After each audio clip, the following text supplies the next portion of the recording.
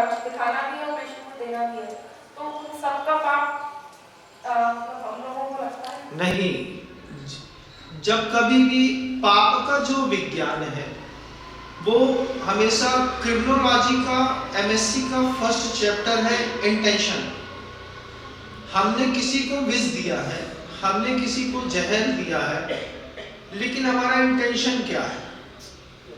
किसी को कैंसर हो गया, हमने कीमो लगाया, सांप के जहर से बन करके आया है, लोग कहते हैं डाल दिया सांप का जहर इंसान के अंदर से।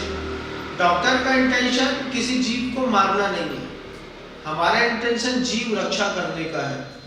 जब हमारा इंटेंशन, हमारा विजन बिल्कुल क्लियर है, तो फिर हिंसा होने के बावजूद हम किसी भी प्रकार के कर्म के बंध को नहीं करते। लेकिन अगर आपका इंटेंशन है और आपने सिर्फ सलाइन में दो इतनी सी हवा भी घुसा करके अंदर ठूस दी है, चूंकि आपका इंटेंशन गलत है, तो वो मरे या नहीं मरे, आपको मारने का पाप जरूर लगेगा। तो जितने भी चिकित्सक होते हैं, ये मान लीजिए किसी हिंसात्मक दवाइयों का भी प्रयोग करते हैं, लेकिन उनको हिंसा का दोष नहीं लगता। लेकिन आचार्य भगवंत इस मामले में भी बहुत सजग थे। एलोपैथी दवाइयां तो हिंसात्मक है ही, आयुर्वेद के भी जितने ग्रंथ हैं, चरक हो, निघंटु हो, दूसरी आचार संहिताएं हो, ये सारी की सारी आयुर्वेद की औषधियां भी हिंसात्मक होती हैं, इसको ध्यान रखिएगा। समझ रहे हैं ना? आयुर्वेद की औषधियां शुद्ध है ऐसी धारणा मत बनाइएगा। जो बाजार में बनी बनाई औषधियां मिलती है, ये सारी की सारी औषधियां बिना धुली, बिना छनी पनाई, उसमें क्या मिलाया, लकड़ी में घुन लगा होगा, उन्हें उठा करके पीस दिया, कहां से हर्राई, कहां से बहेरा, कहां से आंवला आया, कहां से अमलतास का गूदा लेकर के आए, कहां से नीम की छाल लेकर के आए। तो जितनी भी पद्धतियां हैं, निघंटु की हो, चरक की हो, दूसरी भी रत्न बैसार का रत्नावली की हो, आचार्य सुश्रुत की हो, बागभट्टी की हो, सारी की सारी आयुर्वेद के जितने ग्रंथ हैं सब हिंसात्मक हैं। तो महाराज आयुर्वेद की गोली नहीं खानी चाहिए। उसके लिए भी आचार्य ने कल्याण कारक एक आयुर्वेद का ग्रंथ जैनाचार्य ने लिखा, आचार्य उग्रदित्र महाराज जी का। उसके पीछे एक ही बात थी, पूज्यपाद स्वामी ने सर्वासिद्धि की प्रस्तावना में भी आयुर्वेद की बहुत सारी औषधियां इसलिए लिखी हैं कि कोई व्यक्ति अहिंसक औषधि का पालन करना चाहता है तो वो जैनाचार्यों की औषधि विज्ञान से अपने जीवन को स्वस्थ रख सकता है। उसके लिए आचार्य भगवंत ने पूर्णायु महाविद्यालय जबलपुर में खड़ा किया। पूरी यूनिवर्सिटी बनाने का गुरुवर का भाव था कि इस धरती पर एक ऐसा चिकित्सा का केंद्र होना चाहिए जिसमें किसी भी प्रकार की जीव हिंसा ना हो और पूरी शुद्ध औषधियां, आयुर्वेदिक की दवाइयां इत्यादि मिले। इसलिए पूर्णायु महाविद्यालय बनाया। आपके बीच में जो पैकेट उपलब्ध हुए हैं वो उसी पूर्णायु से बन के आए हैं। पूर्णायु से और भी दवाइयां बनती हैं जिसकी पूरी की पूरी लिस्ट आप वेबसाइट में भी चेक कर सकते हैं, जो सोले के पानी से, छने पानी से छान करके धो करके बनाई जाती है। जितनी बनाई जाती हैं पूरे देश को सप्लाई की जाती हैं। तो शुद्ध आयुर्वेदिक औषधियों के लिए मैं मानता हूं कि आप पूर्णायु का सहारा लें। एलोपैथी तो हिंसात्मक होती ही है। आप डिस्पिन की एक गोली भी खाएंगे ना, तो पूरे भारत के अंदर कहीं पर भी हमारे यहाँ आयुर्वेद के विज्ञान के कोई भी रिसर्च सेंटर नहीं है। जितने भी रिसर्च सेंटर हैं वो अमेरिका में है। अमेरिका में कोई गोली के ऊपर रिसर्च चल रहा है, फाइजर कंपनी है या फिर कोई और भी जो भी बड़ी बड़ी कंपनियां, वो रिसर्च करके गोली बनाएंगी। फिर गोली को सबसे पहले चूहों पे टेस्ट करेंगी, चूहे मरेंगे।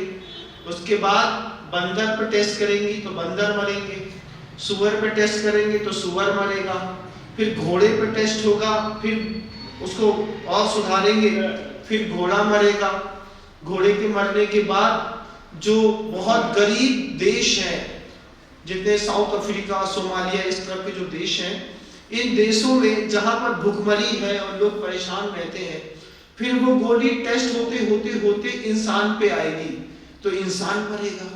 किसी को ब्रेन ट्यूमर होगा, किसी को डायबिटिक होगी, किसी के नाक फूटेंगी, वो मरते जाएंगे। फिर वो वहां से घूम करके भारत, पाकिस्तान, अफगानिस्तान जैसे देशों में, यहाँ के जो बड़े बड़े जो अपने रिसर्च किए, जो अपने मेडिकल कॉलेज होते हैं ना, तो इन पर वहां के एमआर आकर के बोलते हैं इस गोली को आपको टेस्ट करना है।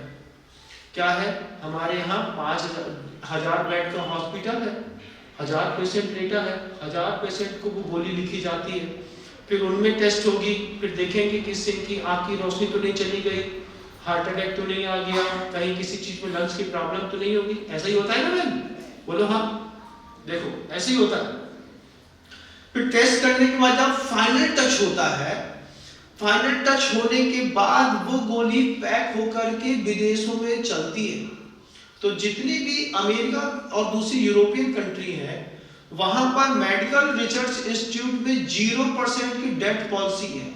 एक इंसान भी अगर अमेरिका में हॉस्पिटल के अंदर मर गया तो डॉक्टर की बाट लगा देते हैं, बताइए कैसे मरा, क्यों मर गया, ये 0 डेथ पॉलिसी है। और हमारे यहाँ कोई पॉलिसी नहीं है। हमारे यहाँ की सरकारों की उस तरीके की फार्मूले जो होते हैं वो हर 11 साल में बदलते रहते हैं, ठीक है ना, हर 11 साल में। जैसे सोफ्रामाइसिन ट्यूब है, तो सोफ्रामाइसिन ट्यूब आज से 70 साल से लगातार आप यूज कर रहे होंगे, लेकिन सोफ्रामाइसिन ट्यूब का फार्मूला वही नहीं रहता है। हर 11 साल में उसका कोई ना कोई कंटेंट ऊपर नीचे करके उसको रीमेक किया जाता है, उसका प्रोडक्ट बदला जाता है, उसकी मार्केटिंग रेट बदले जाते हैं, उसकी ड्यूटी बढ़ती जाती है, तब जाकर की गोलियां। तो आयुर्वेद जो एलोपैथी की गोली है, आपने डिस्प्रिन खा ली, एक डिस्प्रिन खाने पर चूहा, कुत्ता, बंदर, घोड़ा, हाथी से लेकर के इंसान को मारने का पाप उस गोली के साथ भी तुमने खा लिया है। क्योंकि एक बार अगर कोई गोली टेस्ट हुई है तो जितने लोगों ने उसके कारण मृत्यु को प्राप्त किया है, उन सब की हिंसा का दोष खाने वाले को लगता है। आप जरा सी बात में एक गोली ले आओ, एक गोली खा लो, एक गोली खा लो, क्या पता कैसी गोली खा लो। अब माँ बहनों के दिनों की भी जो गोलियां आती हैं, उसकी भी गोलियों में ऐसे ऐसे टेस्ट होते हैं। जब गायों में, गर्भवती गायों में टेस्ट होते हैं ना, तो गायों का पूरा ओवरी जो है मलद्वार से निकल करके बाहर फेंक जाती है, तब जाकर के आप वो छोटी सी रजिस्ट्रोन की गोली खाते होंगे अपने टाइम को व्यवस्थित करने के लिए। वो गोलियां भी कितनी हिंसात्मक है, कभी सोचिएगा।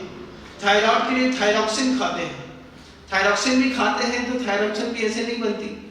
गर्भवती गाय के अंदर के बछड़े के गले की आंत को निकाला करके उसमें से थायरॉक्सिन निकाल करके गोली बना करके आपको दी जाती है। बड़ा जब तो थायराइड है, कितना हिंसात्मक है एलोपैथी, वैसे हिंसात्मक है दूसरी आयुर्वेद। बहुत सोच समझ के खाइएगा, क्योंकि जब तक कार्मिक अकाउंट बराबर नहीं होगा तब तक आपको मुक्ति नहीं मिलने वाली। एक बहुत अच्छा संस्मरण और सुनाता हूं, आपको अच्छा लगेगा, बैठो। हम लोग रहली में थे, रहली में मुनि श्री पवित्र सागर जी महाराज श्री जी का, प्रयोग सागर जी का गुरु जी से मिलना हुआ। गुरु जी के पास आए तो पवित्र सागर जी महाराज श्री जी आचार्य श्री जी के पास प्रायश्चित लेने के लिए पहुंचे। प्रायश्चित, मैं वहां पर गुरु जी की वैयवत्ती कर रहा था, 2-3 और साधु थे, वैयवत्ती कर रहे थे। बहुत दिनों से, 1 महीना हो चुका था। महाराज जी आकर के बोलते हैं, महाराज जी कुछ प्रायश्चित लेना है। तो यूं तो आचार्य श्री जी अकेले में ही किसी को प्रायश्चित देते थे। उस दिन गुरु जी ने सहज में कह दिया, ऐसे पहले देखा कौन कौन है, फिर ऐसा बोलते हैं, हाँ बोलो क्या है। गुरु जी कॉन्फिडेंट थे कि जिनके बीच में बोला जा रहा है उनके बीच में बात है।